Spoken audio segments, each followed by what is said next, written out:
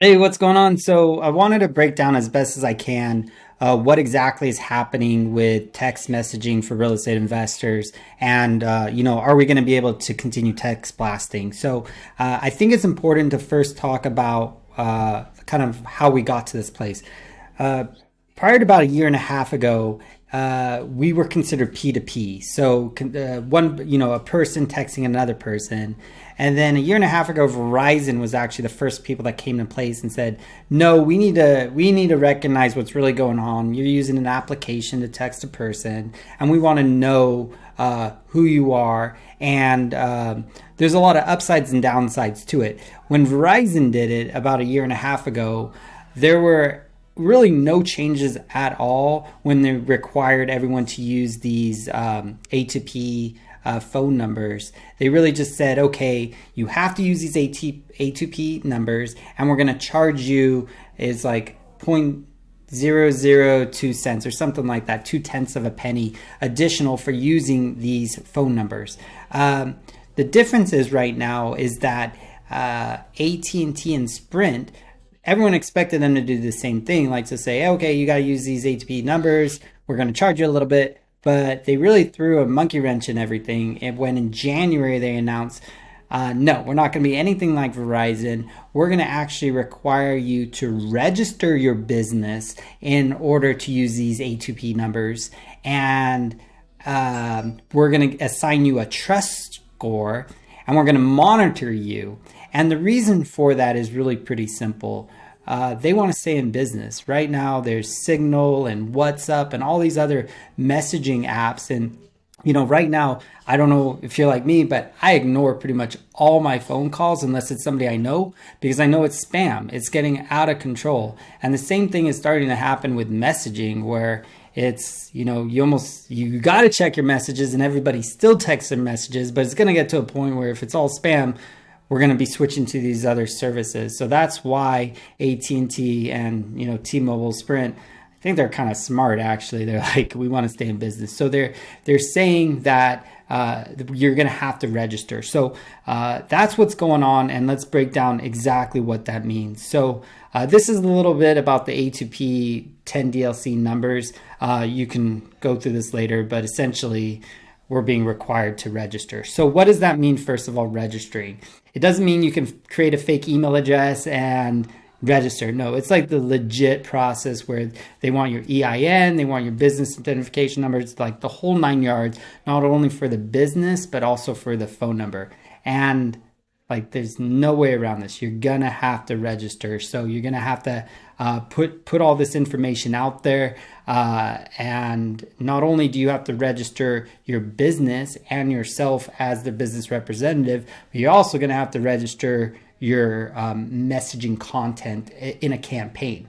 So if you have one campaign type for, let's say, appointment reminders, that's going to be one campaign that you register. If you have another campaign for like cold outbound messaging, that's another campaign type, and so on. I don't think that that's going to be a huge problem because all the campaign types are going to come back to your company. So basically, if you get screwed in one campaign type, I'm pretty sure they're going to be like, you're spamming people. We're going to kick your entire business off. So let's circle back to what a trust score is, because I really think that this is at the heart of everything. Think of it like this. Like, in the old days, you could set up an email and you could send a million emails out to the whole world and spam to death everyone, and there were really no consequences, and nobody could do anything. Now try doing that. You'll be stopped like right away because all 100% of your emails are going to end up in somebody's spam box. Well, it's actually more strict than that with what the phone carriers are doing. They're going to be identifying all phone numbers in your account, all your marketing different messages, all your messages, period, to a business, to your business, and they're assigning your business a trust score. And if your trust score is, they're going to assign that trust score to you when you register.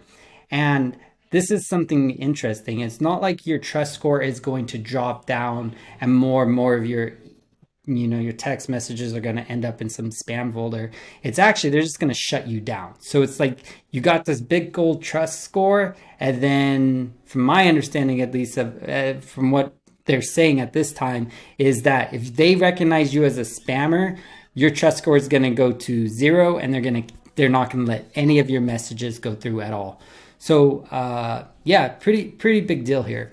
Now, as you can see here, this is all in the future, so none of this has taken place yet. This is a big question. When is it going to happen? Well, it's actually supposed to already take place, but this is a huge deal, and Twilio and these other folks are still working things out with the carriers and the whole registration process. So currently, you cannot register through Twilio as a But that's going to probably be changing here real soon. I expect within the next month you're going to be able to register, and then within 2 months I expect some of this to start taking place. So bottom line, business as usual, but expect this to be happening here real soon. So what do we have here? I expect that we're probably going to be falling into this mixed marketing use case with when we register, we're going to have a trust score between 26 and 65, which means we can send to T-Mobile 10,000 messages a day, to AT&T 60 messages per minute. And I should clarify, I don't think it's messages, it's actually segments. So a segment is 160 characters. So if you have a long text string, that'd be 2-3 segments. But the bottom line is that probably won't be a huge limiting factor for most people.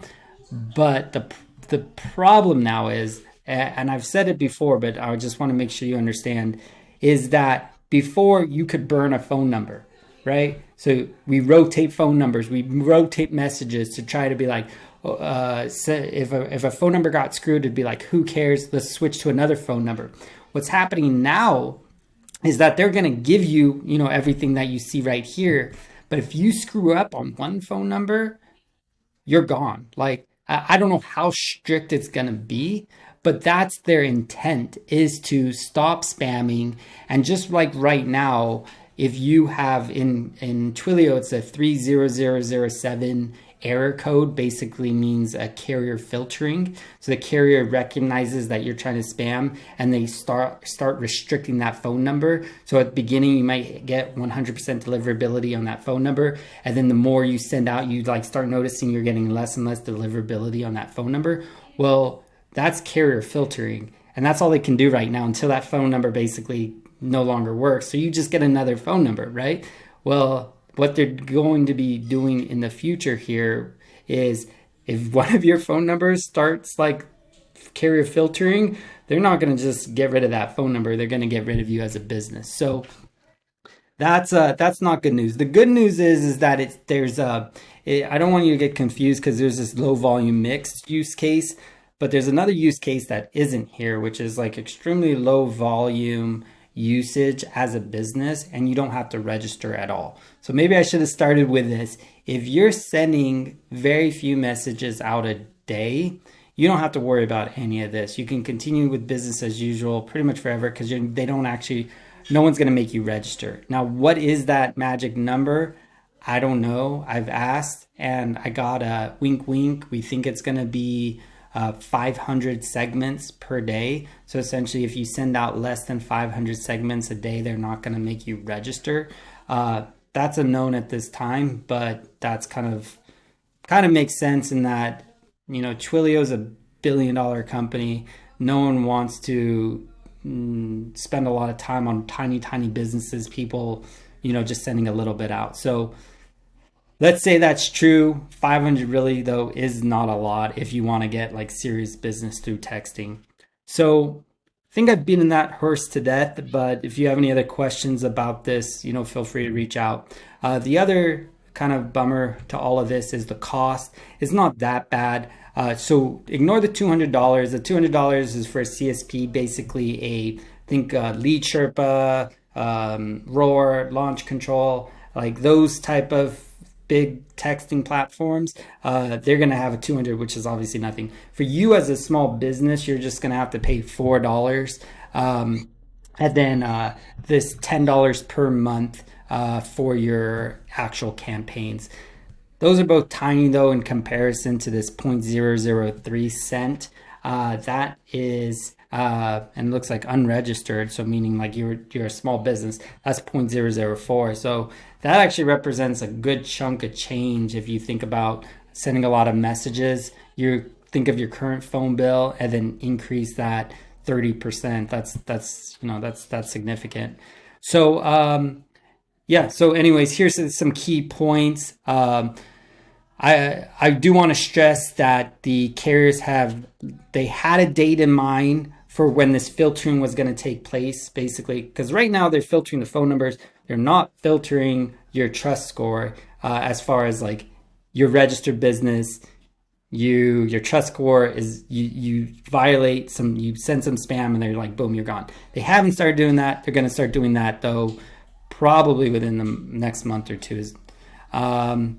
So what can you do about it? I think this is the most important thing.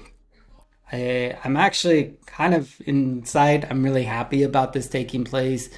Texting has gotten out of control, and I think overall it's going to be good for the industry. So what can you do?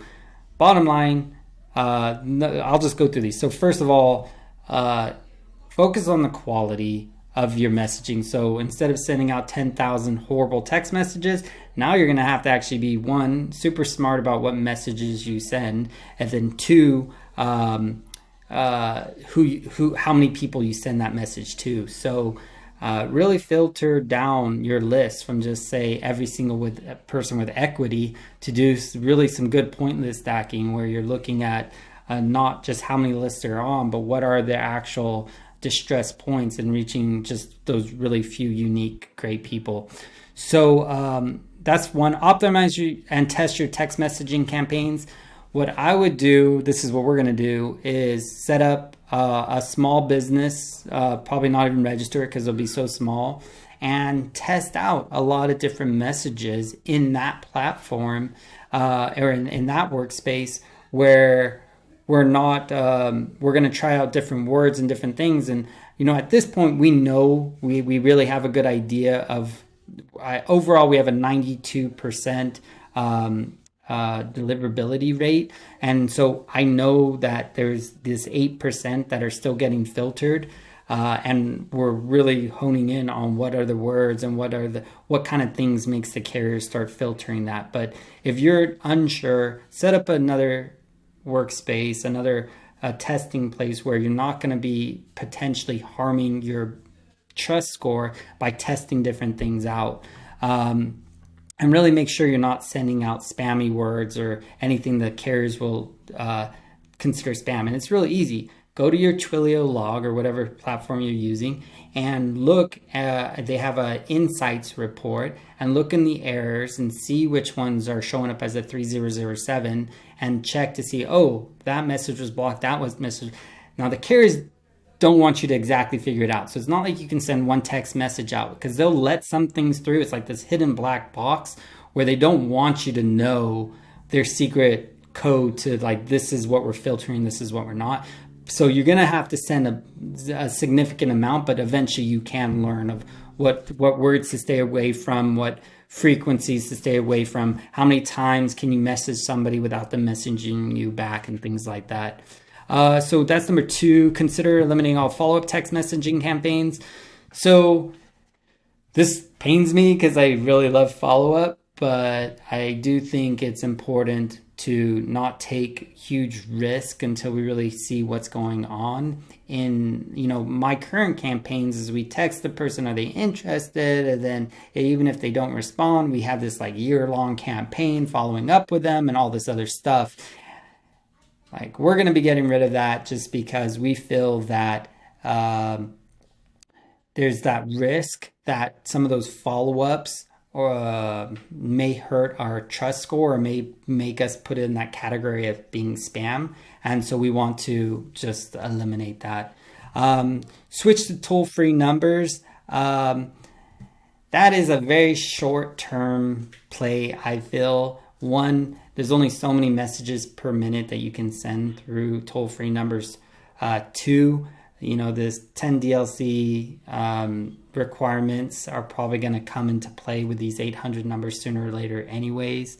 And three, yeah, the whole idea of texting is to make it feel personal, and I don't really feel like this 800 number makes it feel very personable. So very, very short term, but that is an option. I would say most importantly, look at alternatives to text messaging. If you're not doing cold calling, get on that. If you're not doing direct mail, make sure you've got your Facebook, your Google ads, your retargeting. Start exploring new marketing tactics. So that's what we do at Go for Close. Is we're really just about multi-channel marketing. If you want any more information about what we do, or have more questions about these new requirements, definitely feel free to reach out. You can email me at josh@goforclose.com, or if you just want more info about what we offer, head over to goforclose.com. And that's it. Hope some of this information was valuable, and I'll be sure to be creating more videos with some updates probably a month or two from now, once Twilio opens up registration and we actually see what trust score we get and see how things go. Awesome. Thanks, and take care.